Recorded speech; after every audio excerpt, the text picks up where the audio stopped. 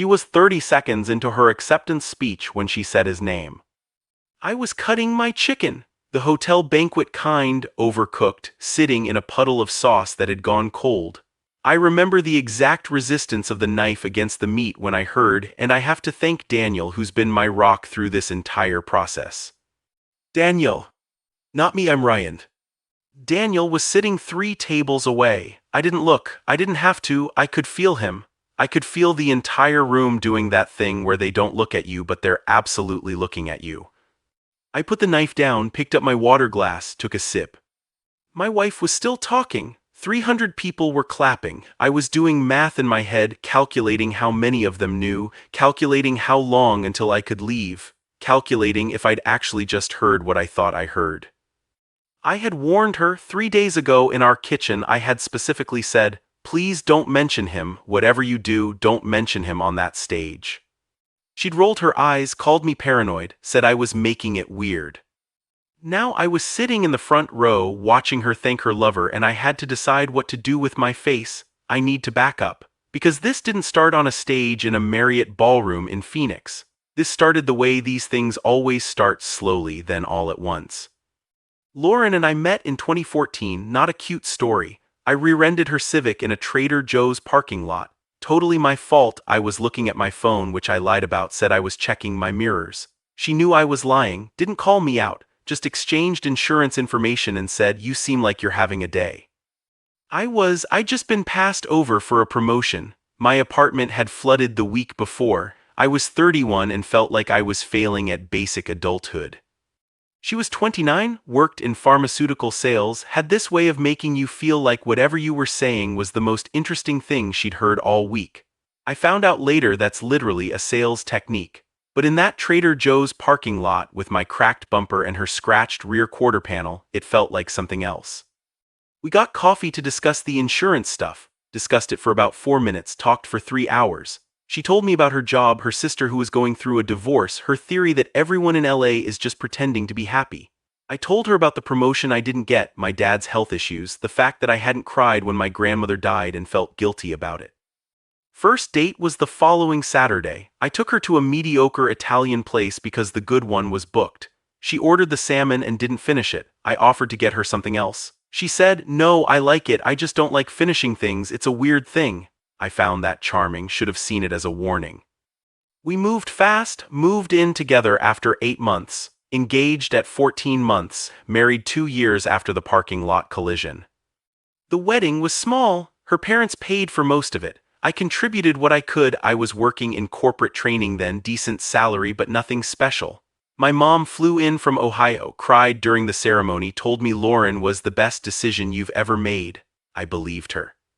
The first couple years were good, not movie good, real good. We argued about dishes and whose turn it was to call the landlord about the AC. We had sex less than we did when dating, but more than my married friends claimed to. We watched The Great British Bake Off every Sunday night and she'd fall asleep on my shoulder around the technical challenge. I got promoted, then promoted again. Regional training director by 2019, more travel than I wanted but the money was real. Lauren's career was taking off too. She'd moved from sales to marketing, then to brand management. She was good at it, really good. The kind of good where people at her company started treating her name like a verb. We need to Lauren this campaign. That's when she started talking about Daniel. At first it was normal. Daniel from the Boston office has great ideas. Daniel presented today, really smart guy. Had lunch with Daniel and some others from the strategy team. I didn't think anything of it. I had female colleagues I talked about. I'm not possessive. I'm not one of those guys who thinks his wife can't have male friends. I prided myself on that. But the mentions increased. Daniel's name started appearing in contexts that didn't require names. Got coffee with someone from work became got coffee with Daniel. Heading to a work dinner became Daniel's organizing a thing. I noticed I didn't say anything. What would I say? Stop having a colleague. Then came 2022, 2 things happened. First, Lauren was nominated for a Marketing Industry Award, the Markham Prize for Excellence in Brand Strategy, legitimately prestigious, the kind of thing that goes on LinkedIn and actually impresses people. She'd led a campaign for a pharmaceutical client that had apparently crushed all expectations. She was a finalist along with 4 other people. Second, I found the texts. I wasn't snooping, I need you to understand that. I've never been a phone checker, a password guesser, an email scanner. But her phone buzzed during dinner one night when she was in the bathroom and it was face up and the preview showed. Can't wait to celebrate with you regardless of outcome, you deserve this, D. Day. I stared at it for maybe 2 seconds before the screen went dark. When she came back, I said nothing. We finished dinner, watched TV, went to bed. That night, I couldn't sleep. I lay there calculating timelines. When had the text started? How often? What else had I missed? I felt like I was solving a math problem I didn't want the answer to. 2 days later, she left her iPad on the kitchen counter, logged into iMessage. She was in the shower. I had maybe 4 minutes. I'm not proud of what I did next, but I did it. The text went back 8 months. Nothing explicitly sexual, I almost wished there had been. Instead, there was something worse, intimacy, inside jokes I didn't understand. References to conversations I wasn't part of. Things like thinking about what you said yesterday and you always know exactly what I need to hear and I don't know what I'd do without you. The last text sent 3 hours earlier. Whatever happens with the award, I'm so proud of you. You're extraordinary and everyone's finally seeing it. I'd said that, almost exactly that, 2 nights ago. He was saying my lines, or I was saying his. I closed the iPad, went back to making coffee. When Lauren came out of the shower, I told her the toast was ready. We ate breakfast together. She talked about her nervous excitement for the award ceremony. I nodded in all the right places. I didn't confront her, not yet. I needed to think, I needed to figure out what I actually knew versus what I was assuming. Maybe I was overreacting, maybe you're extraordinary is just something supportive colleagues say. But I watched her more carefully after that, the way she smiled at her phone, the extra effort in getting dressed for team meetings. The new habit of charging her phone in the kitchen instead of the bedroom, better for sleep hygiene, she said. I became a detective in my own marriage. I hated myself for it, I did it anyway. 2 weeks before the ceremony, I found the confirmation. She'd left her laptop open, email visible, a thread with Daniel discussing finding time to connect after the award ceremony. His response, I'll make sure we get a moment, proud of you always. Proud of you always. That's when I knew I should have confronted her then. That's what the logical part of my brain was screaming. Get it over with, ask her directly, end the uncertainty. But here's what nobody tells you about discovering an affair. You become addicted to knowing. You've spent months feeling crazy, questioning your own perception, wondering if you're paranoid. And now you have proof that you were right, proof that you're not crazy. That validation is intoxicating in the most toxic way possible. I wanted to know everything, every detail, every lie she'd told. I wanted to map the whole thing before I confronted it. I told myself this was strategic. Really, I think I was just terrified of what came after. So I waited and I prepared. 3 days before the award ceremony, I finally brought it up. Not directly, not I know you're having an affair, something smaller. We were in the kitchen, me making pasta, her going through the mail. I said as casually as I could manage, so who's going to be at this ceremony thing? She listed names, marketing people, industry figures. Oh, and Daniel's flying in from Boston. He's presenting an award in a different category. Daniel, I let the name hang there. Yeah, she didn't look up from the mail. Daniel. You two are pretty close, huh? Now she looked up, something flickered across her face, suspicion, guilt, fear. It was gone too fast to identify. He's a good friend, why? Just asking, I stirred the pasta. I don't know much about him. There's not much to know. He's nice, he's smart, he's been really supportive during this whole award process. She paused. Why is this a thing? Is what a thing? You asking about Daniel, you have that voice. What voice? Your interrogation voice, like I'm a witness. I turned off the burner, looked at her directly. Lauren, I'm going to ask you something and I need you to be honest. She set down the mail. I could see her steeling herself. Is there anything going on with you and Daniel that I should know about? She didn't answer immediately. That pause, maybe 2 seconds, felt like a year. No, she said, there's nothing going on. Nothing.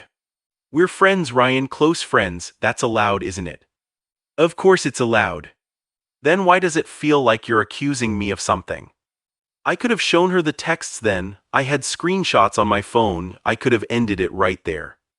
Instead, I said, I'm not accusing you, this ceremony is a big deal, you're going to be on a stage, you're going to thank people, I just need you to promise me something. What? Don't mention him, don't thank him in your speech. She laughed, actually laughed. Are you serious right now? Completely.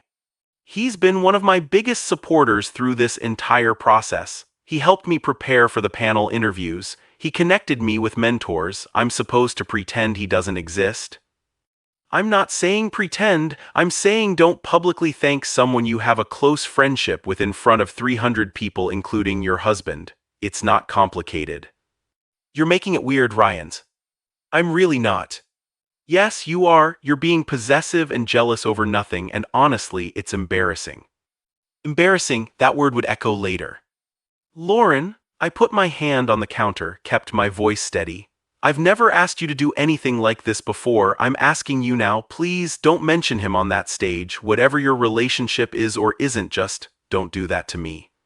She stared at me for a long moment. I couldn't read her expression. Finally, she sighed. Fine, Jesus, fine, I won't mention him. Happy. Thank you. We ate dinner in near silence. The pasta was overcooked. The ceremony was on a Saturday. We flew to Phoenix on Friday afternoon. The flight was 3 hours of her practicing her speech and me pretending to read a book. The Marriott was nice. The kind of hotel that's trying very hard to feel upscale but betrays itself with the thin walls and the lobby that smells vaguely of chlorine from the pool. Our room had a view of the parking garage. Nervous, I asked while she unpacked. Terrified, she admitted, what if I blank? You won't. What if I trip on stage? You won't. What if I win and my speech is awful? I walked over and put my hands on her shoulders. This is the part that's hard to explain. I still loved her. Even knowing what I knew, even feeling what I felt, I still loved her. Love doesn't have an off switch. You can't just decide to stop because the person doesn't deserve it anymore. Your speech will be perfect, I said. You're going to get up there and show everyone what I've always known. She looked at me for a second. I thought I saw real emotion. Maybe guilt, maybe love, maybe both. Thank you, she said quietly, for being here. I know things have been weird lately. This was the moment. She was giving me an opening. I could have said, yes, they have. Let's talk about why. I could have pulled out my phone and asked about the texts. I could have done any number of things. Instead, I kissed her forehead. Get some rest, big day tomorrow. The ceremony started at 6 p.m. Cocktail hour first, milling around with marketing executives pretending to care about brand synergy and campaign metrics. I nursed a whiskey and watched Lauren work the room. She was good at this. Natural, people gravitated toward her. I spotted Daniel around 6:30. He was across the room talking to a group I didn't recognize. Mid-40s, salt and pepper hair, expensive-looking suit, not particularly handsome, not particularly anything, just there, a person who existed. A person who was apparently worth destroying a marriage over. He saw me looking. For a brief moment our eyes met. He didn't smile, didn't wave, just acknowledged, then turned back to his conversation. I wondered if he knew that I knew. I wondered if he and Lauren had discussed me. I wondered what they called me when I wasn't around. The husband? Ryan? Did they feel guilty? Did they justify it to each other? Did they think they were in love? I ordered another whiskey. The dinner portion started at 7, assigned seating. I was at table 1, front and center, spouse of a nominee, prime real estate. Daniel was at table 4, I counted. There were 3 tables between us and a lifetime of subtext. The chicken arrived, overcooked, cold sauce. I cut into it anyway. The awards started around 8, smaller categories first, building up to the main prizes. Lauren's category, brand strategy excellence, was third from the end.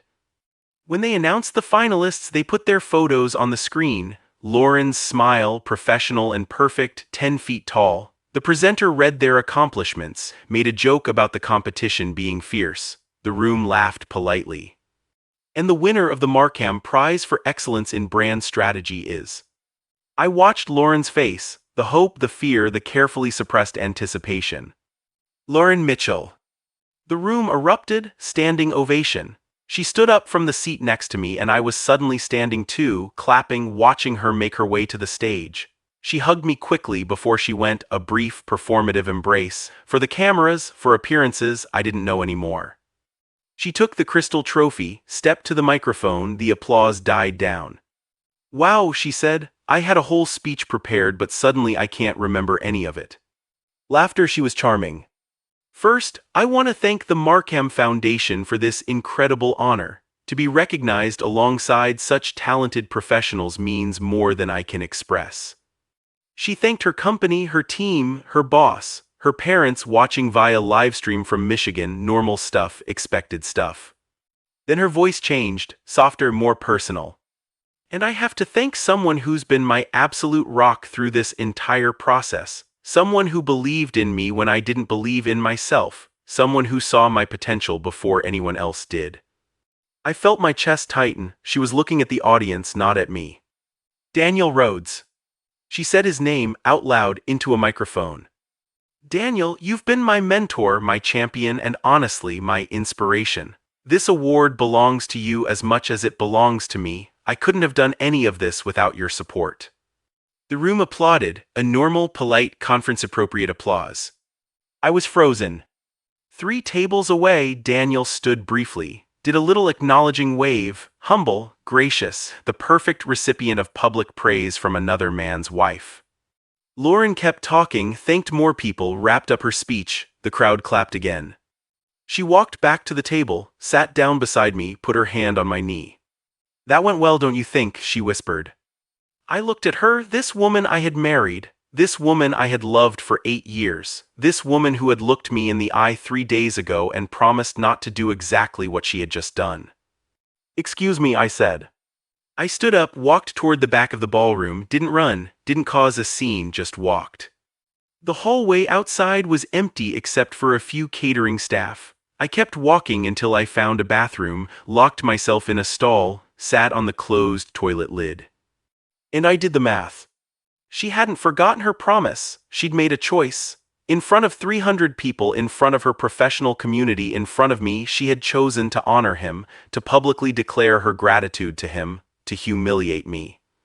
My phone buzzed, text from Lauren, "Where did you go? Everything okay?"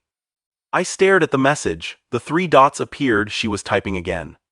"They're starting the next award, come back." I typed a response, deleted it, typed another, deleted that too. Finally I wrote, "Okay." 1 word, 2 letters, I sent it. Then I sat there for another 10 minutes, staring at the bathroom tile, planning what I was going to do next. Here's what I didn't do. I didn't storm back in. I didn't make a scene. I didn't confront her in front of her colleagues. Here's what I did do. I went back to the table. I sat down. I clapped politely for the remaining awards. I smiled when people congratulated Lauren. I shook hands. I said thank you, and she worked so hard and I'm so proud of her. And when we got back to the hotel room at 11 p.m., I closed the door and said, "I want a divorce."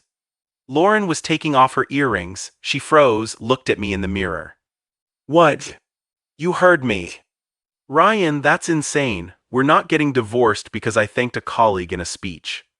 "You didn't thank a colleague, you thanked him, after I specifically asked you not to, after you promised you wouldn't." I got caught up in the moment, it just came out. "That's not true. You had a written speech. You made a conscious choice to add his name." She turned around. "Okay, fine, I did, because I genuinely am grateful to him and I shouldn't have to hide that to protect your fragile ego." "My fragile ego?" "Yes, your fragile ego. You've been weird about Daniel for months, possessive, suspicious. It's exhausting, Ryan." "Maybe because there's something to be suspicious about." She rolled her eyes. "Here we go." I saw the text, Lauren. The room went very quiet. "What text?" "The ones where he tells you you're extraordinary, the ones where you tell him you don't know what you'd do without him, the ones where you discuss finding time to connect after this ceremony." She had gone pale. It was the first genuine reaction I'd seen from her in months. "You went through my phone. iPad, you left it open. You had no right. And you had no right to whatever you've been doing with him, so here we are." She sat down on the bed. I remained standing. There was maybe 8 feet between us. It felt like miles. "It's not what you think," she said quietly. "Then tell me what it is." We're close, yes, we've become very close, but we haven't slept together, I need you to know that. Okay. Okay, that's it, I tell you nothing physical has happened and you just say okay. What do you want me to say? That it makes everything fine, that emotional affairs don't count, that telling another man he's your rock and your inspiration is acceptable as long as you have an F asterisk seeked him. She flinched at the word. It's still a betrayal, Lauren, you chose him. You chose him months ago, I'm just finding out now. I didn't choose. You thanked him from a stage, in front of 300 people, in front of me, after promising you wouldn't, that's a choice. You chose to humiliate me publicly to honor your relationship with him. I didn't think of it that way. Maybe not, but that's what it was. She was crying now, not dramatic sobs, just tears sliding down her face. Her mascara was starting to run. I don't know how it happened, she said. It just happened. He understands things about me, about my work, about the pressure I'm under. He listens. And I don't. You're not around, Ryan. You travel constantly. When you are home, you're tired, you're distracted. We barely talk anymore. So this is my fault. No, I don't know, maybe partially. We've been drifting, you have to admit that. I sat down in the chair across from the bed. My legs felt weak. I have noticed, I admitted. I've noticed for a while. I kept hoping it would fix itself. I kept thinking we'd find our way back. We still could. Could we? Could you end things with Daniel, cut him off completely? No texts, no calls, no finding time to connect. She didn't answer right away. That hesitation told me everything. It's not that simple. We work together. He's in the Boston office, but we collaborate on projects. I can't just... Then no, we couldn't fix this. Ryan's. I'm going to sleep in the other room. There was a small sitting area with a pull-out couch. Tomorrow I'll fly home separately. When you get back, we can figure out logistics. Please, can we talk about this? We can go to counseling, we can. I've been talking about this for months. You told me I was paranoid. You called my concerns embarrassing. You made me feel crazy for noticing what was right in front of my face. I stood up. And then, tonight, you chose him anyway, in front of everyone. I'm done talking. I grabbed a pillow from the bed, took my phone charger, walked toward the door. I still love you, she said. I stopped, didn't turn around. I know, I said, that's the worst part. I didn't sleep that night. I lay on that hotel pull-out couch, staring at the ceiling, running through every moment of the past year, looking for the signs I'd missed, looking for the place where I could have intervened, looking for the version of events where this ended differently. Around 4 a.m. I heard her get up, use the bathroom, move around the room. I don't think she slept either. At 6 I booked a new flight, changed my seat, left the hotel without saying goodbye. I texted her from the Uber, taking an earlier flight, we'll talk when you're home. She responded immediately, please don't shut me out. I didn't answer. The flight home was 3.5 hours of staring out the window. The woman in the seat next to me tried to make small talk. I gave one-word answers until she gave up. When I landed, I had 17 text messages, 12 from Lauren, 3 from my mom, she'd sensed something was wrong, moms always do, 2 from friends who'd seen the ceremony livestream and wanted to congratulate us. I didn't respond to any of them. The week after Phoenix was a blur. Lauren came home Sunday night. I was there, but I'd already moved some clothes to the guest room. We existed in the same space but spoke minimally. Monday, I called a divorce attorney. A colleague had recommended someone quiet, efficient, no drama. Her name was Patricia. She had an opening Thursday. Tuesday, Lauren came to me with a proposal. Counseling, intensive couples therapy, a marriage retreat in Colorado. She'd already researched options, had pamphlets printed. I'm willing to fight for us, she said. I need to know if you are. I was fighting for us for months, while you were having emotional sleepovers with Daniel. That's not fair. None of this is fair. She tried to hold my hand. I pulled away. I ended it, she said. Today I called him and ended it. You called him? Yes. And what did that conversation look like? Sorry, Ryan found out, we have to stop. It wasn't like that. Then what was it like? Tell me exactly what you said. She hesitated. I told him that I'd crossed lines I shouldn't have crossed, that I loved my husband, that I needed to focus on my marriage. And what did he say? He said he understood. He said he wanted me to be happy. How generous of him. Ryan, please. Did he apologize for pursuing a married woman, for being part of destroying a marriage? It wasn't, he didn't pursue me, it was mutual, it just developed. Right, it just developed. Things always just develop. No one ever makes choices, it's all just weather patterns. She started crying again. What do you want me to say? I made a mistake, a terrible mistake. I hurt you, I know that, but I'm here trying to make it right. You thanked him on stage 3 days ago, in front of everyone. You don't get to rewind that. So one moment defines everything. That one moment was a choice you made knowing exactly what it meant. Don't pretend it was an accident. We went in circles for an hour, she begged. I refused. She cried. I felt nothing. It was like watching myself from outside my body, this cold, removed version of me who'd replaced the person I used to be. Thursday, I met with Patricia, nice woman, office full of plants. She listened while I explained the situation, asked clarifying questions, made notes. Do you want my honest assessment? She asked. Please. This will likely be straightforward. No children. Assets accumulated during marriage can be divided. Arizona is a community property state, so you'll split things evenly. If she's cooperative, we could have this done in 6 months. 6 months, 8 years of marriage, reduced to 6 months of paperwork. What about emotional considerations? I asked. Meaning? I mean, she didn't technically cheat. Physically, does that matter? Patricia leaned back. In terms of asset division, not particularly. Infidelity doesn't typically affect property distribution in no-fault states. However, if you're asking whether an emotional affair is real infidelity, she paused. Legally, it's murky. Personally, I've seen emotional affairs destroy marriages just as thoroughly as physical ones, sometimes more thoroughly. The betrayal isn't about sex, it's about loyalty, trust, the fundamental agreement that your spouse comes first. She didn't put me first. No, she didn't. I signed the retainer that afternoon. When Lauren found out I'd hired an attorney, she broke down completely. It was the first time I'd seen her lose composure like that, not just tears but full sobbing, body shaking, struggling to breathe. You're really doing this, she said. You're really ending it. You ended it, I'm just making it official.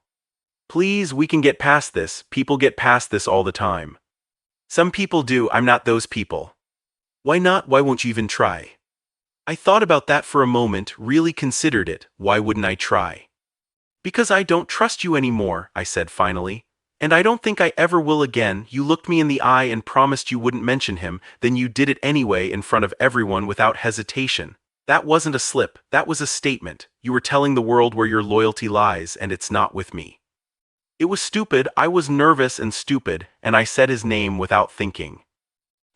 You practiced that speech, I watched you practice it. You knew exactly what you were going to say. She had no response to that. The divorce took 8 months, not 6. There were complications, a retirement account I'd forgotten about, a car in her name that we'd paid off together, a stupid argument about a piece of art we'd bought in Mexico. We sold the house. I got an apartment in the same neighborhood, creature of habit. She moved to Boston. Yes, Boston, where Daniel lives. I found out from a mutual friend who felt awkward telling me but thought I should know. Lauren hadn't gone to Boston for him officially. She'd transferred offices. A career opportunity. But she moved into an apartment in Back Bay, and 6 months after that she and Daniel were publicly together. So I guess it wasn't just emotional after all, or maybe it became physical after the divorce. Does the timeline matter? I go back and forth on that. Therapy started 2 months after she left. A guy named Marcus, ironic name, I know, warm eyes, wore cardigans, had a way of letting silences sit until they became productive. What bothers you most? He asked me in our 3rd session. Which part? All of it, but if you had to choose one thing that you keep returning to, what would it be? I thought about it, the texts, the lies, the ceremony, the way she looked at me in that hotel room, all of it was terrible, but what I kept returning to. She was embarrassed by me, I said. That's the word she used. When I asked her not to mention him, she said my concerns were embarrassing. Like I was the problem, like my completely reasonable objection to my wife's affair was the embarrassing part. And how did that make you feel? Like I was crazy. For months I felt like I was crazy. I was noticing things, sensing things, and she kept making me feel like the problem was me, my jealousy, my insecurity, my fragile ego. Gaslighting. Yeah, the word felt accurate and insufficient. Yeah, I guess that's what it was. The ceremony moment, Marcus said. The stage, what do you think that was about? I've thought about that a lot. At first I thought it was carelessness. She got caught up and forgot her promise, but I don't think that's true. What do you think is true? I think she chose him publicly because she wanted to choose him publicly. I think part of her wanted me to see it, wanted everyone to see it. It was a declaration. A declaration of what? That he mattered more, that whatever we had wasn't enough, that she'd moved on even if the paperwork hadn't caught up. Marcus nodded slowly. And what did you learn from that moment? That you can know something is coming and still be destroyed by it. I warned her, I prepared myself, I had evidence, suspicions, proof, and when she actually said his name I still couldn't breathe. Knowing doesn't protect you. What does protect you? I haven't figured that out yet. The hardest part wasn't the big moments, it was the small ones. Sundays without bake-off, coming home to an empty apartment, reaching for my phone to text her something funny, then remembering. I went on a date 9 months after the divorce was final. A woman from a dating app, nice person. We got dinner. She talked about her job, her dog, her complicated relationship with her mother, normal first date stuff. When she asked about my marriage, I gave the sanitized version. It didn't work out, no drama. But later in my car, I sat in the parking lot for 20 minutes. Couldn't drive, just sat there staring at the steering wheel, feeling like I was betraying something, which was insane. The marriage was over legally and emotionally and in every other way. But dating felt like admitting it was real, that Lauren was gone, that this was my life now. I went home, didn't call the woman again. Saw Lauren once about a year after the divorce. She was at a conference in Chicago. I was there for work. We literally ran into each other in a hotel lobby, different hotel from Phoenix, but still, hotels were apparently our thing now. Ryan, she looked good, thinner, new haircut, happy maybe. Lauren, how are you? I'm okay, how's Boston? It's an adjustment, cold. Yeah. We stood there, two people who used to share a bed, who knew each other's most intimate details, now making small talk like colleagues. I heard you're seeing someone, she said. Where'd you hear that? Mutual friends. It's not serious. It wasn't. A woman I'd met at a work event, we'd gone out a few times, nothing real. I'm glad you're moving on, Lauren said. Thanks. She hesitated. I think about that night a lot, the speech, what I said. Do you? I shouldn't have done it, you were right, it was a statement, and it wasn't fair to you. This was the apology I'd wanted for over a year. The acknowledgement, the admission that I hadn't been crazy, hadn't been paranoid, had been right to be hurt. Funny thing about getting what you want, sometimes it doesn't feel like anything. I appreciate you saying that, I said. Do you hate me? I considered the question honestly, did I hate her? No, I said, I think I did for a while, but mostly I just feel tired, like I spent so much energy on us and now I don't know what to do with it. She nodded, her eyes were wet.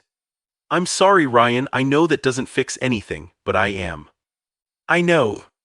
We looked at each other for another moment, then she said she had to get to a session. We didn't hug, didn't shake hands, just kind of nodded at each other and walked in opposite directions. It's been 18 months since the ceremony now, 3 years since I first noticed the texts, a lifetime since I thought I understood what my life would look like. I'm doing better, that's the honest answer. Not great, not healed, but better. I have good days, I have bad days. I have days where I don't think about her at all, and then I'll hear a song we used to like or drive past that Trader Joe's and it all comes flooding back. I still think about that moment on the stage, her voice in the microphone. Daniel Rhodes, the applause, the way Daniel stood up so briefly to acknowledge his recognition. I think about what I could have done differently, confronted her earlier, fought harder, been more present, more available, whatever she said I wasn't. Maybe if I'd traveled less, maybe if I'd noticed sooner, maybe. But here's the thing I've learned, you can't outrun a betrayal, you can't prepare for it enough to protect yourself, you can know it's coming and still be devastated when it arrives. That's not weakness, that's just being human. Someone asked me recently if I've forgiven her. I didn't know how to answer. I've stopped being angry. Is that forgiveness, or is it just exhaustion? I've accepted that our marriage is over. Is that forgiveness, or is it just acknowledgement of reality? I don't wish her ill. I hope she's happy in Boston with Daniel with her life. That's probably as close to forgiveness as I'm going to get. As for me, I'm learning to trust again, slowly, badly. I went on a third date last week with a woman who laughs too loud and makes terrible puns and has no idea what she's getting into. I told her I was divorced. I didn't tell her the whole story, maybe someday. If you've been through something like this, if your spouse humiliated you publicly or chose someone else or made you feel crazy for noticing what was right in front of you, I just want you to know you're not crazy. Your feelings are valid. The pain is real. And it gets easier, not fast, not linear, but easier. I don't know what my life looks like from here. I don't have a neat ending or a lesson learned. Just a guy in an apartment figuring it out one day at a time. She thanked her lover on stage. I said okay. And then I walked away. Some battles you don't win by fighting, you win by leaving. If this story meant something to you, drop a comment, tell me your moment, the one where you knew. I think we all have them. And if you're going through it right now, if you're sitting in a bathroom stall at some conference, staring at your phone, wondering if you're crazy, you're not. Trust yourself even when they make you doubt it. Especially then.